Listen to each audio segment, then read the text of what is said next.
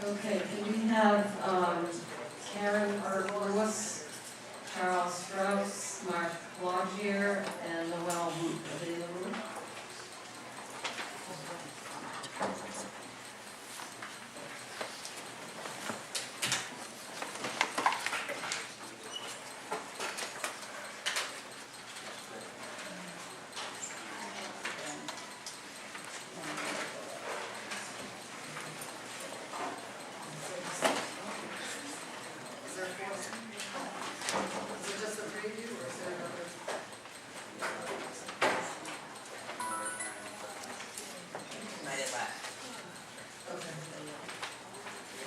That's me. You're on.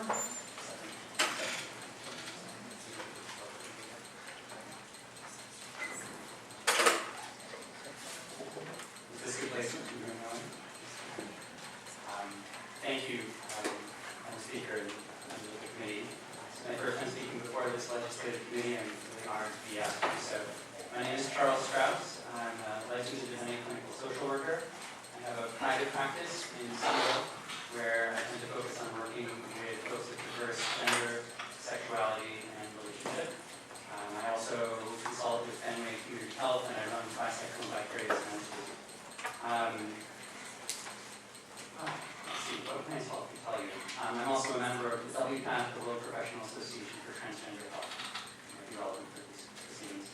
I want to start by saying that this bill, I want to speak in favor of it, and I also think that it links to the previous act regarding unaccompanied homeless youth, because there's a way in which family rejection oftentimes is involved in referral to reparative therapy, so-called reparative therapy, will oftentimes lead to rejection from family, and as per, say, the Family Acceptance Project, by Kate and Ryan at San Francisco State University, the rates of drug abuse, HIV,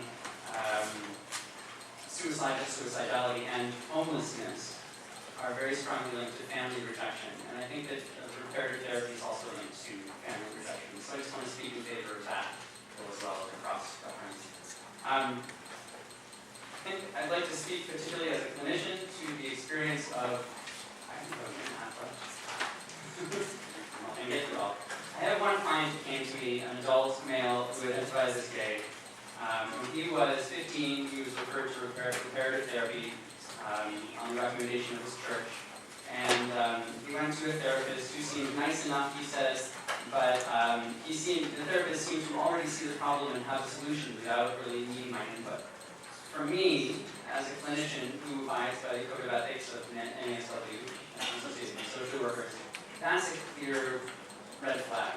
The client should be able to self-determine. The client gets to decide what they're working on, but instead this individual had an agenda based on the referral from the church and the parents to fix my kids, make them not gay.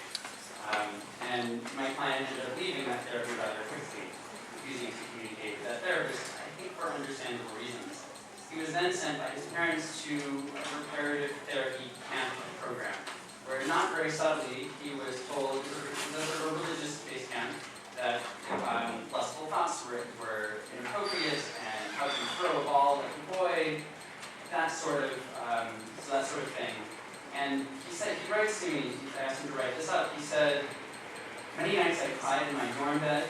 When I asked the youth leader why I wasn't having a conversion, he commented at times that I wasn't trying hard enough, or maybe I didn't want it enough. And my client was very aware that, he says, my father had already told me when I was outed for being gay, that his love for me was not unconditional, and that he has been speaking very little to my client. And he says, I was terrified and acting on fear. I felt like my father hated me, that I was some horribly disobedient child who was deserving of hell, and that if only I begged, prayed, and repented enough, I could ever achieve salvation. But he wasn't converting, and he felt there was something wrong with him. And that placed this mythology as identified with his family within him. And I want to say, I won't say more, but I'm going to wrap it up. Therapy is effective, or therapy is worthwhile and supported by various different professional associations if it's effective and if it does no harm. And I could go into the details, but reparative therapy is not effective. No matter what you hear from others, there have been some well-known studies that have been discredited fairly recently and strongly, and it does harm, as per my client and others. It does not support self-determination, and it goes against this code of ethics that I abide by of we look at the person in the contract and not place the pathology automatically in the individual. I apologize again, I'm sorry. Thank you for your time. So please submit your testimony, and thank you for being Thank you very here. much. Thank you, Chairwoman Khan and members of the committee for this opportunity to Can you just testify. bring the mic a little closer? Is that better? My name is Mark Rozier. I'm a licensed independent clinical social worker and member of the National Association of Social Workers Massachusetts chapter. It's a membership organization with over 8,300 social workers across the Commonwealth. Can't believe it, but it's over 33 years that I've been working with clinical settings with children, adolescents, and teenagers. Right now I work with straight and GLBT teenagers in the Boston Public Schools, and I see straight and gay youth in my private practice, psychotherapy practice, and I'm also a member of the NASW GLBT Shared Interest Group. NASW Massachusetts chapter believes strongly that Massachusetts must join California and New Jersey, which have passed conversion therapy bans. The American Medical Association opposes the use of reparative or conversion therapy. The AMA says that to cure, in quotes, people with non-heterosexual sexual orientation lacks medical justification and represents a serious threat to the health and well-being of affected people. At the annual convention in 2009, the American Psychological Association adopted a resolution that mental health professionals should avoid telling clients they can change their sexual orientation through therapy or other treatments. Instead of telling clients that they can change, therapists should help them find ways to become more comfortable with their sexual orientation. It also advises parents and guardians to avoid treatments that portray homosexuality as a mental illness or developmental disorder. It's really remarkable to sit back and think about all the changes and developments that occurred in the medical world. Just thinking about heart disease, for example, and all the changes that have evolved. So is our understanding of GLBT development. It was in 1973 that homosexuality was eliminated by the American Psychiatric Association as a medical disorder. That was 40 years ago. Just like one does not choose to be straight, one does not choose to be gay, lesbian, or transgender. In the words of pop diva Lady Gaga, you were born this way. That was one of her big songs. So it's significant that Exodus International recently decided to close down its programs of conversion therapy. One of the things that makes social workers unique is the way that we work so closely with families and have the pulse of what's going on in clients' home. We work with clients that have all sorts of trauma and abuse. We know the damage that can be done when anyone, particularly an adolescent, whose developmental task is to figure out who he or she is and gain comfort with that role when they're expected, when someone tries to expect to try to be who they're not. So the GLBT youth are more vulnerable to bullying, depression, and suicide. Many of these GLBT youth feel isolated and receive messages about the sexuality that create self-loathing. This might manifest itself by young people having anger outbursts, flunking out in school, or cutting themselves in the back of their legs so no one can see. And that's not a suicide gesture, it's a way to release stress. So the thought of an already vulnerable teenager being put in a hostile environment for conversion therapy, whose goal is to force him or her to be someone else, is a recipe for disaster. And it's ironic to call such an experience therapy. What these teens need is understanding and acceptance, and real therapy, and preferably a social worker, in my opinion. So what is real therapy? It means starting where the teen is at, helping them accept themselves and eliminate shame and self-loathing. Part of therapy means being empathic and non-judgmental and working on goals that the client wants to work on. We do not persuade clients to be someone or something they're not, which is what is practiced by conversion therapy. Social workers establish a therapeutic contract with the team in which it is clear that we are equal partners in reaching the goals. And sometimes we get more. I'm sorry, I have to interrupt. I apologize again. Feel free to submit the testimony. Good afternoon, Madam Chairwoman, and members of the committee. My name is Noelle Group, and I'm a nationally certified school psychologist, and I currently work as a supervisor for behavioral health services for all of Boston Public Schools. I'm also a member of the National Association of School Psychologists. NASP's vision is that all children thrive at home, at school, and throughout life. And to that end, NASP empowers school psychologists like myself by advancing effective practices to improve student learning, behavior, and mental health. As has been stated by my colleagues here, previous speakers, LGBTQ children and youth face increased prejudice, discrimination, and violence in school communities and sometimes in their families. And this results in a negative impact on their mental health as well as their education. The promotion of sexual orientation change efforts, benign called comparative therapy, can exacerbate the risk of harassment and fear in this population. That's why I'm here to testify in support of the House Bill 154. Passage of this legislation will help protect children and youth from the dangerous and ineffective practices that falsely claim to change one's sexual orientation or gender identity or expression. The whole idea about the reparative therapy is based on the fact that homosexuality is a disease or an illness and that it can be changed. And what Mark had said was that it's been removed. The American Psychiatric Association disregarded that back in the early 70s.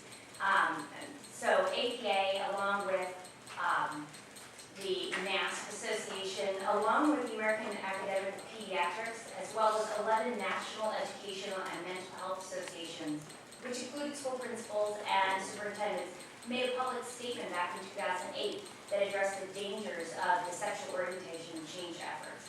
So it's not founded in good research, and what NASP proves to do is create evidence-based practices that school psychologists and social workers can use to help children who are these LGBTQ kids who we know are in struggle, help them, support them, change the climate of their schools so their schools are more accepting, help train parents or parents can be more accepting, because the issue isn't with the LGBTQ youth.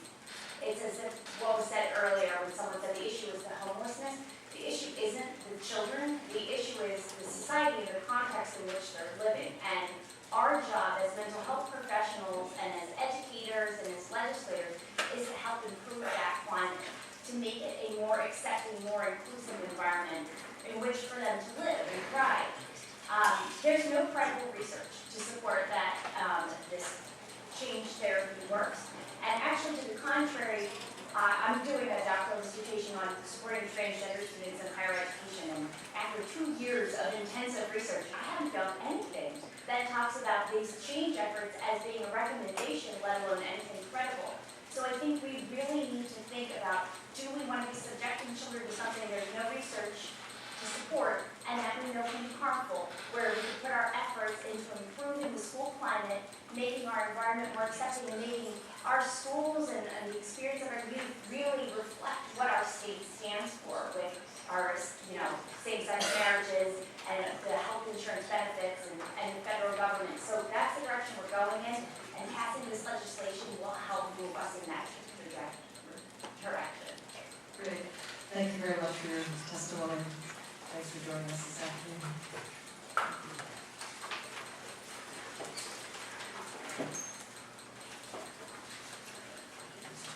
So next we have Vincent DeVore, Joanne Higley, Jason McPherson, Una Marchese.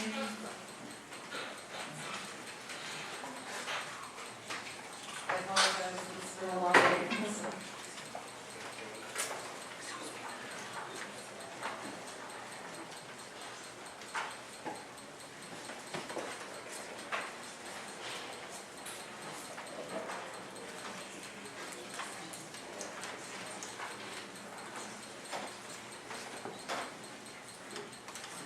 Madam Chair and members of the committee, we're very happy to be here. Thank you for asking us to testify today. I'm Joanne Hiley, founder director of Life Ministry in New York City. I wanted to give you my personal testimony of coming out of homosexuality. I came from a family made up of my father and mother, sister and brother, all much older as I was born later in my parents' life. By the time I was 5, my father had fallen dead, or my brother married, my sister went to college, and I was left with only my mother, who had to take a job to support us. Then came World War II and the shock of Pearl Harbor and our friends going to war. At 13, I was sexually molested by a female classmate who came home to study with me. This began a 10-year involvement in lesbianism, which we both wanted help to get out of, but there was no such help available. I was able to break the relationship when I went away to college. Then I met a man with whom I sang in a college opera production of Mozart's Don Giovanni. We began to date each other and tell him lies. We were married for 45 years and had a lovely daughter and twin grandchildren, one of whom was autistic. My husband passed away 1 month after 9/11, and I've kept working at Life Ministry, where we have seen many minors set free from homosexuality. We never bought into reparative therapy because we could see that it wouldn't work. But following the principles and truths that we found in the Bible, we see that homosexuality is actually an ungodly reaction to pain in childhood, and that this is absolutely changing because the true creative design is not homosexuality, it is heterosexuality. I want to introduce to you one of my counselees, Ruben Marcus, who came to us when she was 17, and she'll tell you her story. Thank you, Madam Chair and committee members. My name is Bruna Marcus. I was 15 years old when I was molested by an older woman. I became confused about my identity, my sexuality, and went into a great mental distress. Because of the turmoil I was in, I could no longer concentrate on my studies, so my grades went down drastically. During my junior year in high school, some of my teachers who knew I had always participated in class noticed something was wrong with me, and so I was called in to go see the school psychologist. For reasons I could not yet understand, I felt that the school psychologist could not help me. But at least I realized that I needed help. Soon after I stopped going to the school psychologist, a friend told me about Life Ministry. I really wanted help to get out of the pit I was in. Finally, at the age of 17, I began counseling, and about 5 years later, I had completely regained myself and my identity. I was excited about life, I was emotionally stable, and completely free from lesbianism, both the activity and the evil desires. I am very grateful to my friend who told me about Life Ministry, and I feel really blessed that my counselor, Jordan Hiley, helped me deal with all the deep emotional wounds I had and counseled me consistently until I was completely free. I really don't know who I would be today if I had not had gone through those years of counseling. Today, I'm here because I want other teens who share similar circumstances as I have the freedom to pursue counseling for themselves. They too deserve the right to receive the counsel that can make a tremendous difference in their life. And I really thank you for listening. Now, this is Jason McPherson. Hi, good afternoon, Madam Chair and distinguished community members. My name is Jason McPherson, and I thank you for the opportunity to share my story, the 3-minute version. When I was growing up, my dad was very strict with me, and when he got angry, his discipline was severe. Being a sensitive child that I was, I internalized this interaction in my mind and processed it as if my father rejected me or disowned me, even though he had not. And I rejected my father. And at some point, I believed that I hated my father. And in so doing, rejected the primary male role model in my life, and this arrested my emotional development into manhood. Without realizing it, I was rejecting my own masculinity. The consequences of this led me to have a very low self-esteem, and there were many lies that I believed about myself.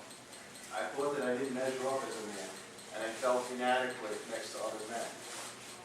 And I began seeking affirmation and acceptance from other men that I did not get from my father. I was attracted to men for qualities that they had that I believed that I lacked within myself. I never asked for or wanted these feelings, but I didn't know how to deal with them until I received counseling, which was instrumental in helping me to identify the root cause of these emotions, which was deep pain from my childhood. The emotional pain was so great that when I got in touch with it, I wept bitterly for 30 minutes over an incident that had happened 30 years prior. I stand before you today with my sexuality completely restored by the grace of God, and I couldn't be any happier pursuing a heterosexual relationship with my girlfriend who's here with me today, who just gave her testimony, and the hope and promise of marriage and starting a family in the near future. I wish that I had access to counseling when I was a teenager so that I could address this dysfunction a lot sooner. And I believe that those who wish to be set free from this addiction should not be denied counseling as an option to them if that is their choice. And lastly, Dick DeFiore, who's our business administrator in the ministry. Madam Chair and distinguished committee members, my name is Vincent DeFiore. I live in New York City, where for almost 20 years I've worked for Life Ministry as administrator and secretary. This is a Christian counseling organization in New York. And in addressing my views regarding the ramifications of House 154, I would like to express the following. Between the ages of 7 and 10, I acquired a socio-emotional predilection for boys and young men. As a result of an emotional trauma I suffered at the hands of a male peer who, without provocation, physically beat me up in order to gain his own ascendancy and establish his self-worth. Since I could not fight back, I lashed back in my 7-year-old imagination, fashioning the quintessential fighting man to take vengeance against him. Rather Sicilian style, I might say. This resulted in my viewing certain boys and young men through the perception of exaggerated masculinity. By the age of 10 and as a student of classical piano, I joined a fellow student as dual pianists in a preparation for a recital. One afternoon after rehearsal, I decided to take her to a restaurant for a Coke. I held her hand on the way. When I told my mother what I had done, she became furious because, in her words, I was too young, age 10. I interpreted her anger to mean, if I want to keep mother from flaring up, don't date girls. Another incident occurred during the following summer when I set out my bicycle to attend an ice cream social. Halfway there, I caught the cuff of my pants in a greasy gear chain of my bike, and I became stuck. I pulled over the curb and yelled to get someone's attention. When a neighbor responded, I asked her to call my mother to come and pick me up. We owned a Chevy station wagon. When Mom arrived, I thought she'd raise the tailgate and put me and the bike in the back of the car. Instead, she made me take off my pants, placed me holding my bike on the front of the car, and drove through a neighborhood of friends who watched this embarrassing sight. I was livid. My father did not come to my rescue or even arbitrate the matter so far as I can recall. By puberty, emotions gave way to arrested development, and I suffered a nervous breakdown. And by age 20, this condition gave way to physical involvement with another man through 4 years of perverse, addictive homosexual practice. I just want to say in closing that I began counseling at 32, and I found at age 50 Joanne Hiley in Life Ministry, and it is through that work of Joanne and others that I became totally free. We believe that a person is not born homosexual, is not inborn. You're born heterosexual. men and women heterosexual. And therefore, through this and through the biblical means, we find that this dysfunction is totally reversible. For that, I ask to forbid by law licensed professionals to counsel minors and their parents needing help to overcome such emotional dysfunction is a travesty of social justice. Thank you. Thank you all very much for your testimony. Just want to see if there are any questions. Any questions? Well, thank you for your testimony. I have just a couple of questions and some comments. First question, you said something very affirmatively, nobody's born homosexual. Can you prove that for us? Number two, some of the previous testimony involves folks talking about there being, the American Psychological Association, American Psychiatric Association, National Association of Social Workers, not recognizing conversion therapy as an evidence-based practice to, remove any types of psychological disorder. The most recent edition of the DSM-5, also removes that, gender identity disorder. They no longer call it a disorder. So I guess my question would be, why are you considering, your organization considering this a disorder, sort of gender identity issue disorder, or homosexuality disorder? So could you speak to a couple of those comments, please? I think in the first question we had, that there is no question that the morphology of the sex organs are not compatible if you take, which we do, the position that we are to have sex organ to sex organ. It's obviously not the creative design of God to have other orifices used in sexual behavior. And it does create disease, which I think is another pretty glaring sign that this was not meant to be.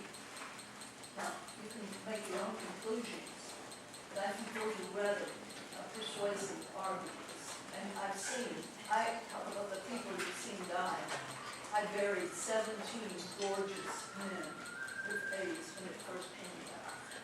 Because of this, because of anal intercourse. Now I'll go on to the second statement. You see, with the American Psychiatric Association, I think we have to remember that they have had very strong influence from gay activism.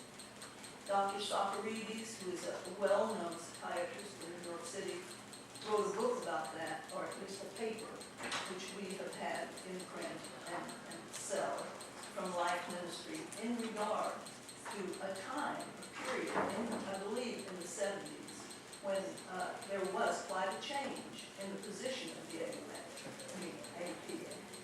And it was then that homosexuality was removed from the Diagnostic and Statistical Manual of Disorders. You see, and that Socarides said that came through a great influence of gay activism that came into the psychiatric meeting. So we see these things have a lot of influence, and we've seen that throughout society recently, of course, the strong power of gay activism. And that's what I see is happening. And of course, even with man-boy love, there was a weakening in the American Psychiatric Society. So I don't believe it's trustworthy. So I believe we not take this thing. Any other questions? Yes, thank you very much, Madam Chair, and thank you very much for your testimony and testimony of others before you. Also, a very enlightening afternoon. I guess I have a question regarding a very important word in this bill, and that is the word minor. Yes. And the issue that any therapy, the very first rule of any therapy is to do no harm. Amen.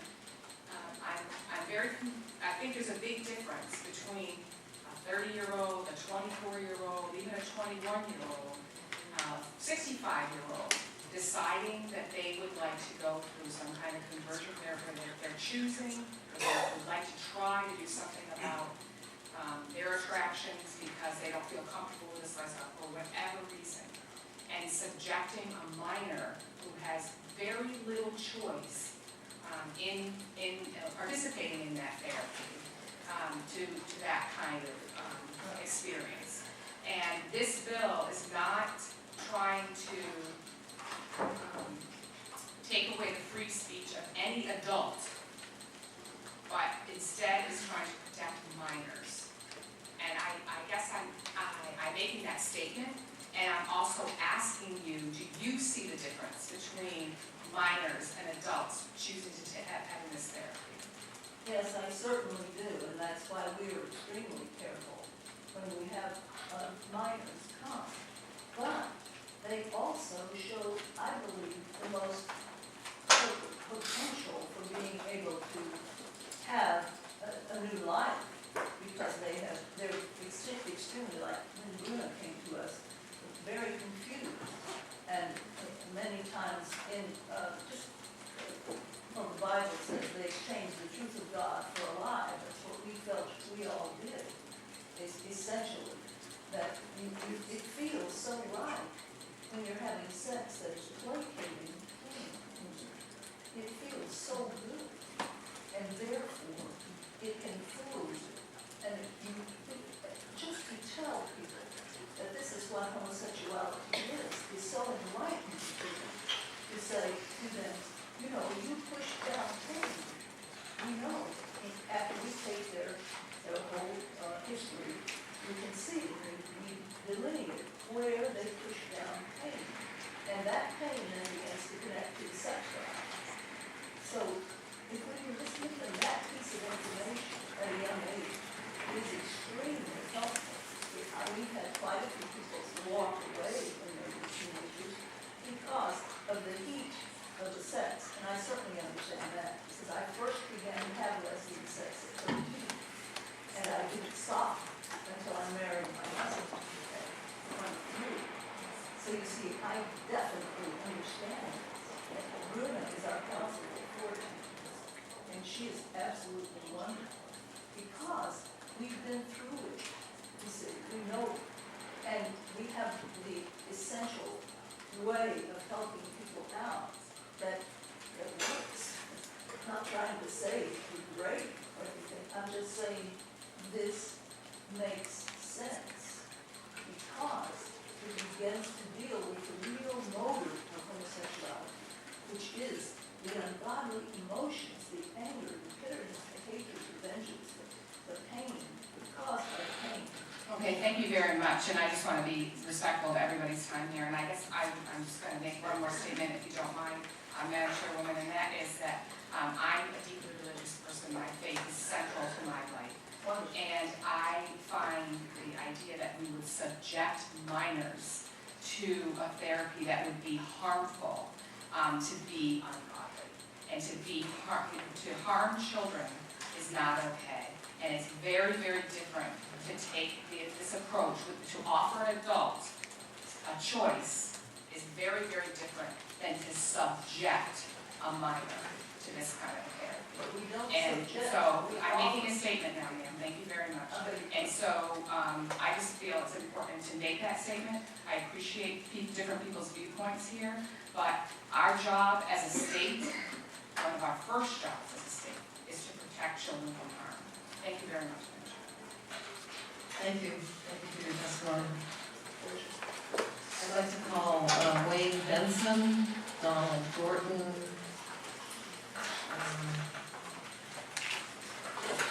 Benjamin Klein, and Nancy Scannell.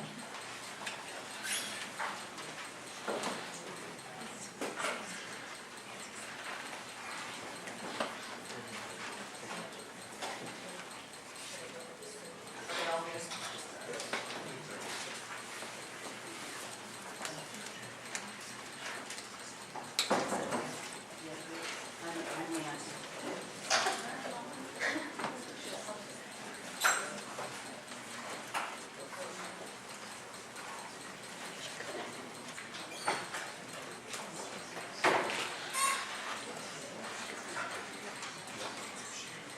My name is Wayne Besson, the founder of Truth Wins Out, a national organization that monitors comparative therapy.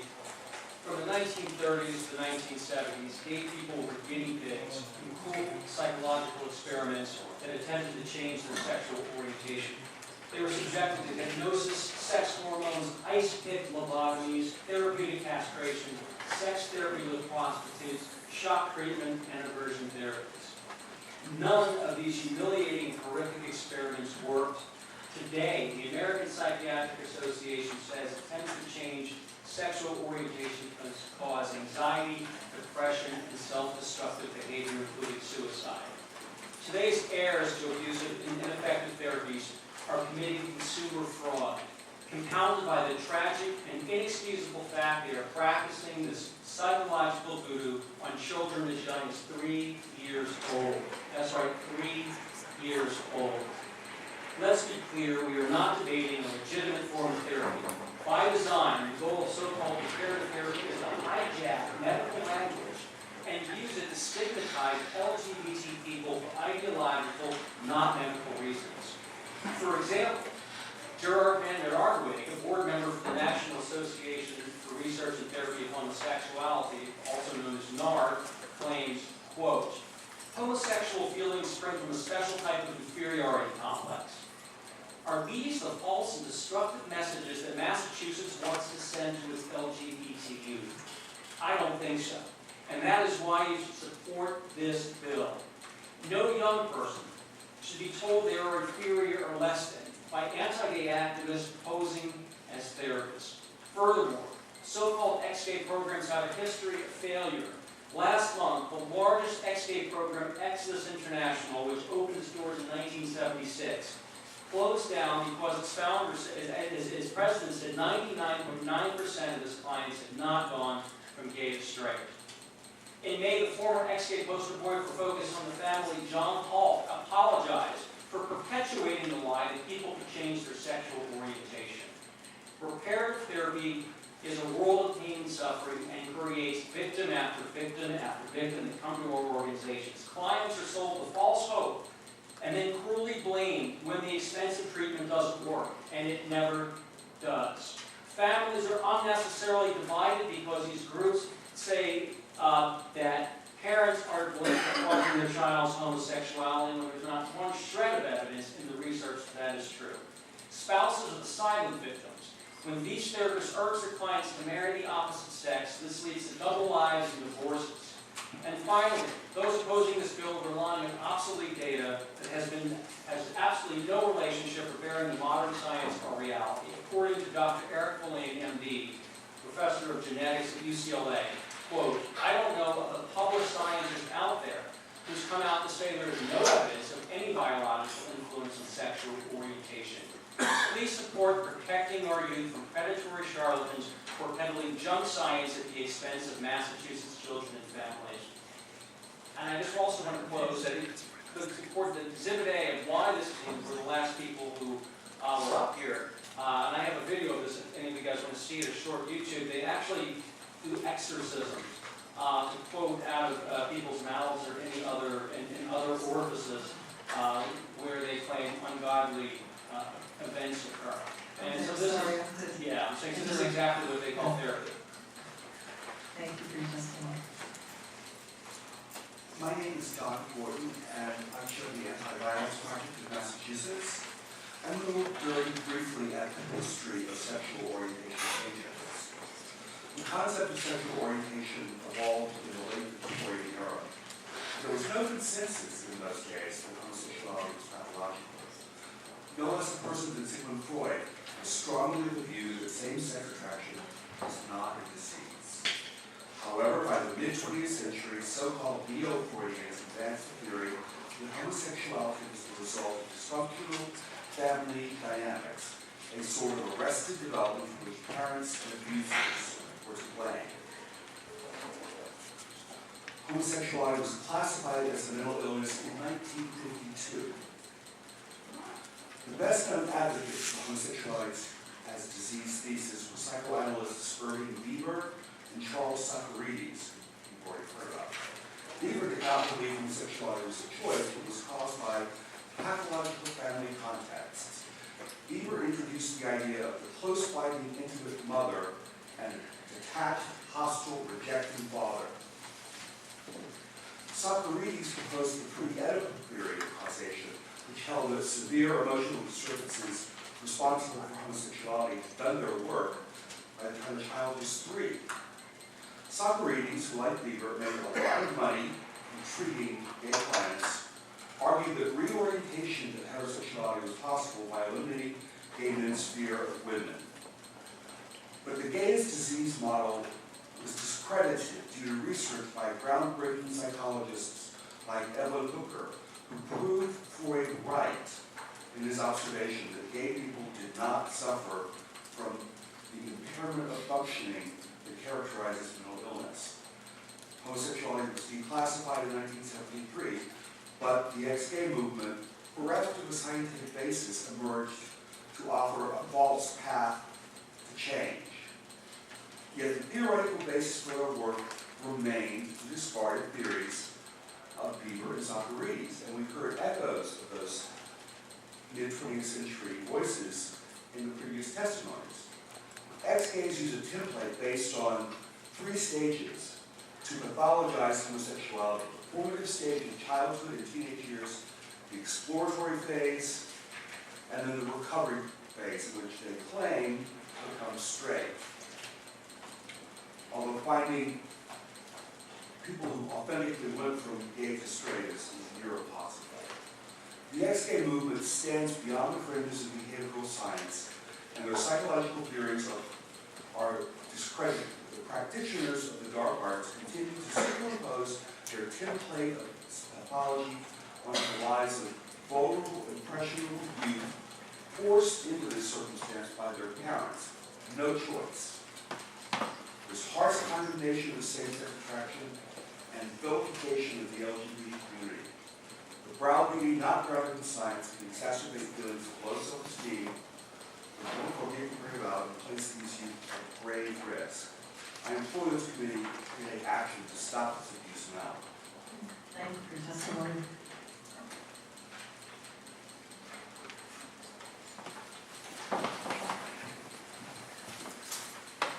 As you know, I'm not Nancy Stone, but good afternoon, Madam Chair, members of the committee.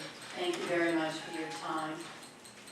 My name is Karen Darcy. I work at Boston Children's Hospital. I'm here today to provide testimony on behalf of a remarkable person, a survivor. I didn't know what the word gay meant. I do remember my friends finding a Playboy magazine and getting very excited.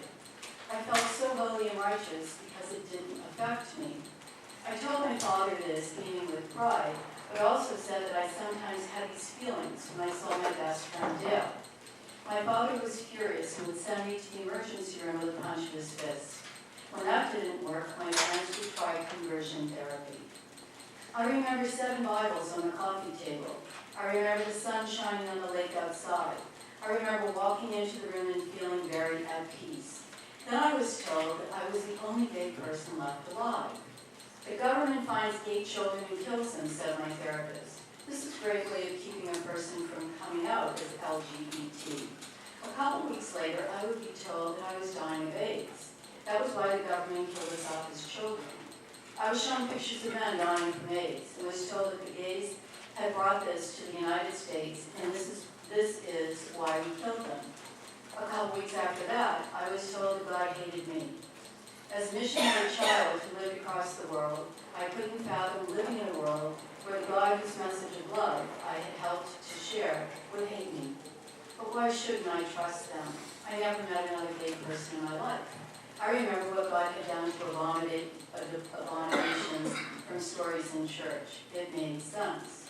We would move on to physical conversion therapy in the coming months.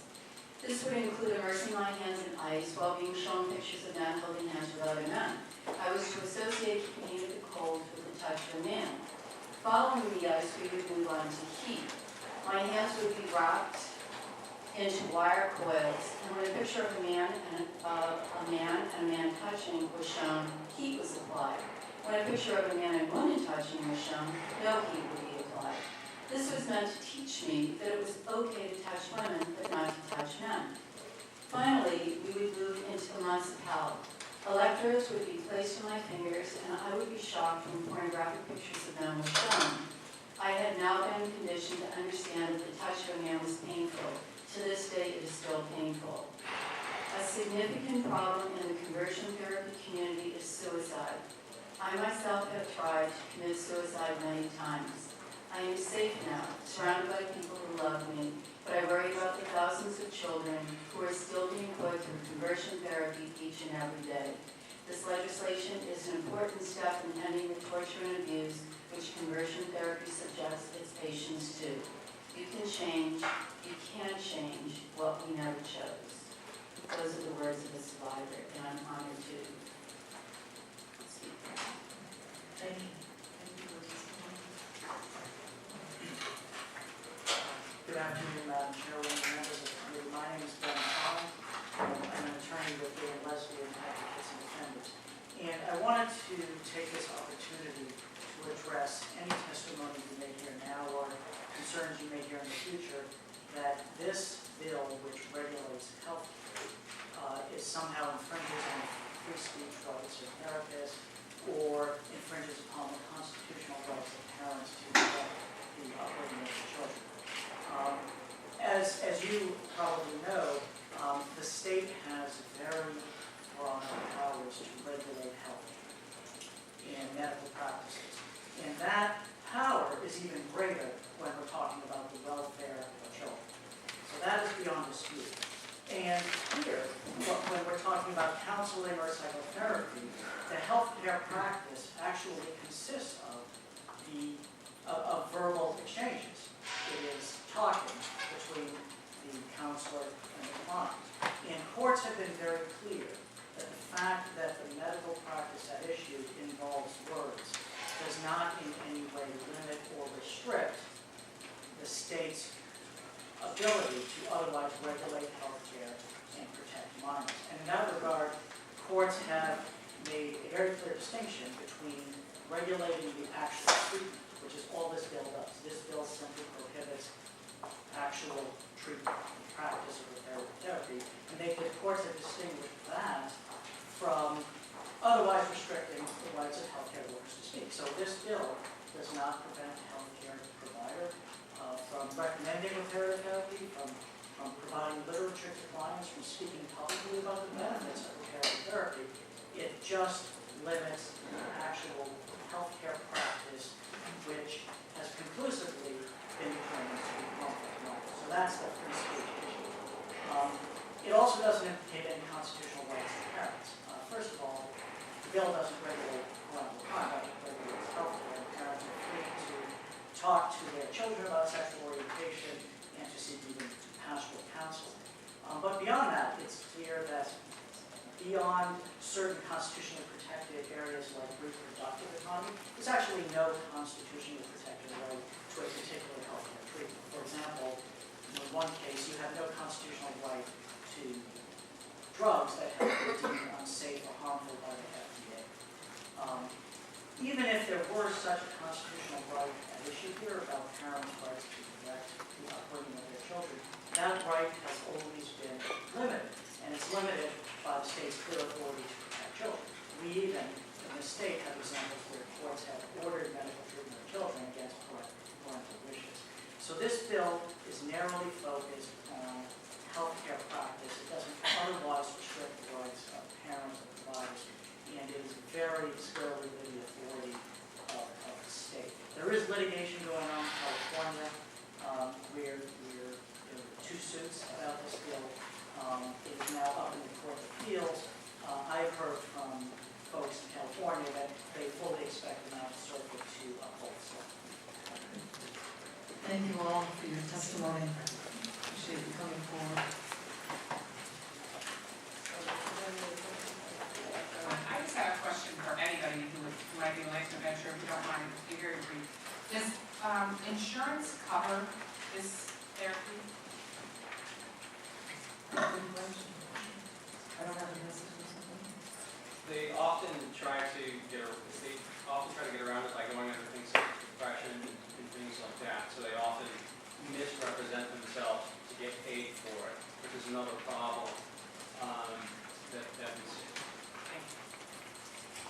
Okay, we're ready for David Cook, Chris Lino, Rachel Leno. That's fine. Yeah. If you want to set the panel, we will do it. If that's okay, and also Phil Orion and Ryan Kim. We're going to get all that up at once.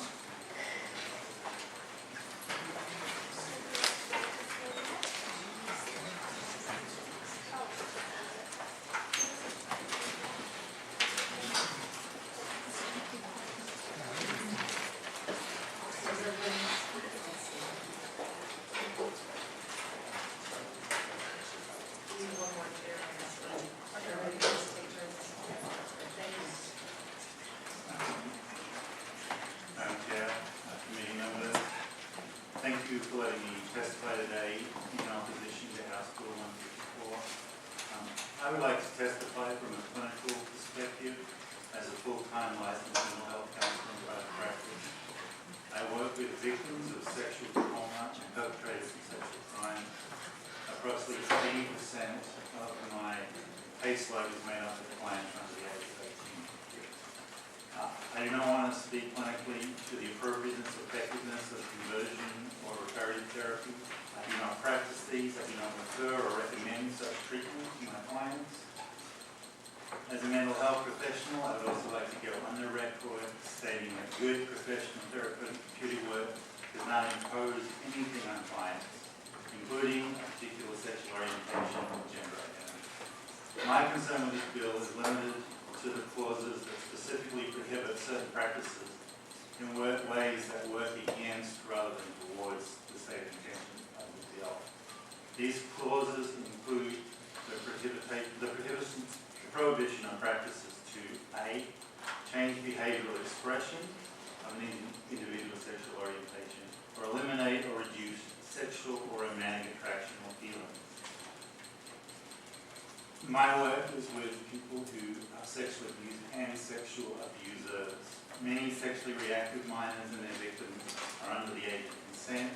Any form of sexual predatory behavior is abuse. The primary goal for treatment of these types of minors is to change the behavioral expression of their sexual orientation, regardless of whether the orientation is heterosexual, bisexual, or homosexual. Please note, treatment objectives are not to try and change a client's sexual orientation, just the behavioral expression of their sexual orientation. In other words, the goal of treatment is to stop minors acting out sexually. Many of the interventions used to change sexual predatory behavior in minors involves trying to eliminate or reduce sexual or romantic attractions or feelings towards individuals of the same sex or opposite sex.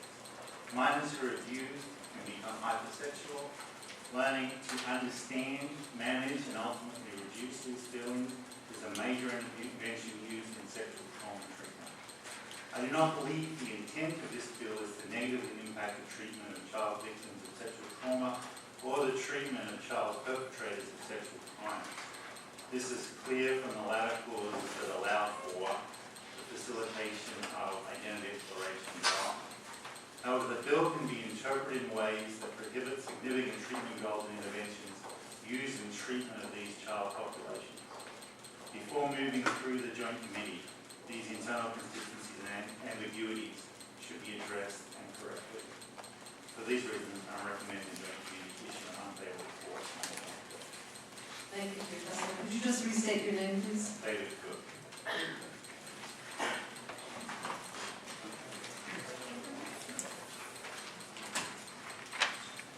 Good evening, Madam Chair and members of the committee. Thank you for hearing my testimony. I'm Rachel Lena.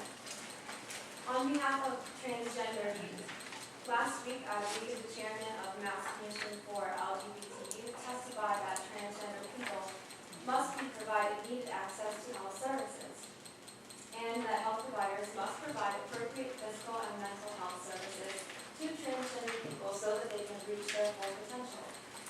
The physical services and therapies for transgender people that are offered through the medical field, such as surgery and hormonal therapies, body and are intended to help people alter their physical bodies in an attempt to achieve mind-body harmony.